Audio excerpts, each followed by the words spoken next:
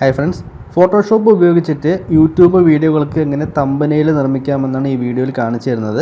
ഇതിനുവേണ്ടി Photoshop open ആക്കുക. അതിനുശേഷം ഫയലിലേക്ക് ക്ലിക്ക് ചെയ്യുക. അവിടെ ന്യൂ എന്നുള്ള ഓപ്ഷൻ ക്ലിക്ക് ചെയ്യുക. അതിനുശേഷം ഇവിടെ വിഡ്ത്തും ഹൈറ്റും അഡ്ജസ്റ്റ് ചെയ്യാനാണ്. ഇവിടെ നമുക്ക് പിക്സൽ സെലക്ട് ചെയ്ത ശേഷം 1280 കൊടുക്കുക വിഡ്ത്ത്, ഹൈറ്റിൻ്റെ ഭാഗത്ത് 720 കൊടുക്കുക. അതിനുശേഷം റെസൊല്യൂഷൻ 300 കൊടുക്കുക, ക്രിയേറ്റ് കൊടുക്കുക.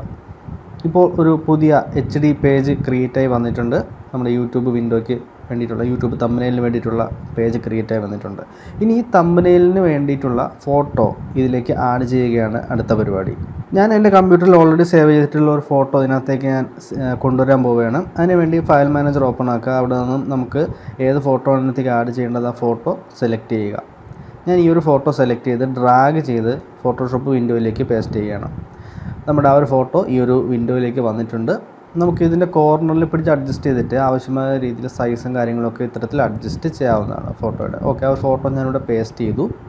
അതിനുശേഷം ഞാൻ മുകളിൽ കാണുന്ന ടിക്ക് കൊടുക്കുന്നു, അല്ലെന്നുണ്ടെങ്കിൽ എൻ്റർ കീ പ്രസ് ചെയ്യുക. ഇനി നമുക്ക് ഇതിനകത്തേക്ക് ടെക്സ്റ്റ് ആഡ് ചെയ്യണം. അതായത് നമ്മുടെ ക്യാപ്ഷനും മറ്റ് കാര്യങ്ങളൊക്കെ ഇതിനകത്തേക്ക് ടൈപ്പ് ചെയ്ത് നൽകണം. അതിനുവേണ്ടി ചെയ്യാൻ പോകുന്നത് ഗൂഗിൾ ക്രോം ഓപ്പൺ ആക്കുക. അവിടെ കുറ്റിപ്പെൻസിൽ.in എന്ന് പറയുന്ന വെബ്സൈറ്റ് തുറക്കുക. മലയാളം ടൈപ്പ് ചെയ്യുന്നതിന് വേണ്ടിയിട്ടാണ് നമുക്ക് ഫോട്ടോഷോപ്പിൽ മലയാളം ടൈപ്പ് ചെയ്യാൻ വേണ്ടി കുറ്റിപ്പെൻസിൽ എന്ന് പറയുന്നൊരു വെബ്സൈറ്റാണ് നമ്മളിവിടെ യൂസ് ചെയ്യുന്നത്. ഇതിനകത്ത് വന്നിട്ട് ഈ കാണുന്ന ഗൂഗിൾ കീബോർഡ് എന്ന് പറയുന്ന ഒരു ഓപ്ഷൻ എനേബിൾ ചെയ്യുക. അപ്പോൾ നമുക്ക് ഗൂഗിൾ കീബോർഡിലേക്ക് അത് കൺവെർട്ട് ആവുന്നതായിരിക്കും. ഇനി നമുക്കിവിടെ ടൈപ്പ് ചെയ്യാം. ഞാനിവിടെ മംഗ്ലീഷ് ടൈപ്പ് ചെയ്യണം. അപ്പോൾ അത് കറക്റ്റ് മലയാളത്തിൽ കൺവെർട്ടായി വരുന്നതാണ്. ഞാൻ ടൈപ്പ് ചെയ്യാണ്. എങ്ങനെ ഫോട്ടോഷോപ്പിൽ തമ്പനെയിൽ നിർമ്മിക്കാമെന്നാണ് കൊടുക്കുന്നത്. എങ്ങനെ ഫോട്ടോഷോപ്പിൽ തമ്പനെയിൽ നിർമ്മിക്കാമെന്നുള്ള ഒരു ഇത് ടൈപ്പ് ചെയ്ത് കഴിഞ്ഞു. ഇനി നമ്മൾ ശേഷം സെലക്ട് ചെയ്യുക. അതിനുശേഷം കൺവെർട്ട് എന്ന് പറയുന്ന ബട്ടണിൽ ക്ലിക്ക് ചെയ്തിട്ട് കോപ്പി ടു FML സീരീസ് എന്നുള്ളത് കൊടുക്കുക.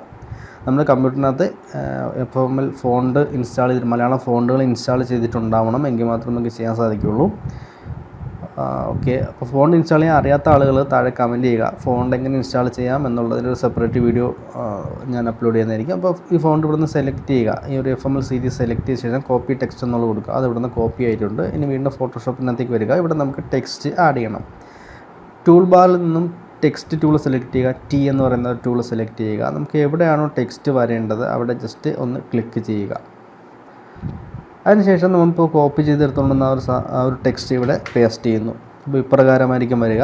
ഒരു കോഡ് രൂപത്തിലായിരിക്കും വരിക. പേടിക്കേണ്ട. നമുക്കത് Ctrl+A കൊടുത്ത് സെലക്ട് ചെയ്യുക. അതിനുശേഷം ഇവിടെ മുകളിൽ നിന്നും ഫോണ്ട് സെലക്ട് ചെയ്യുന്ന ഭാഗത്ത് നിന്നും മലയാളം ഫോണ്ട് ചൂസ് ചെയ്യാവുന്നതാണ്. നമുക്കിവിടെ നിന്ന് ഓൾറെഡി ഇൻസ്റ്റാൾ ചെയ്ത് വെച്ചിട്ടുള്ള FML ഫോണ്ടുകൾ ഇവിടെ കാണുന്നുണ്ട്. നമുക്ക് ഇഷ്ടമുള്ള ഫോണ്ടുകൾ, ഒട്ടനവധി ഫോണ്ടുകൾ നമുക്ക് ഇവിടെ നിന്ന് സെലക്ട് ചെയ്ത് കൊടുക്കാം. ഇത്രയും മലയാളം വ്യത്യസ്തമായിട്ടുള്ള മലയാളം ഫോണ്ടുകളാണ്.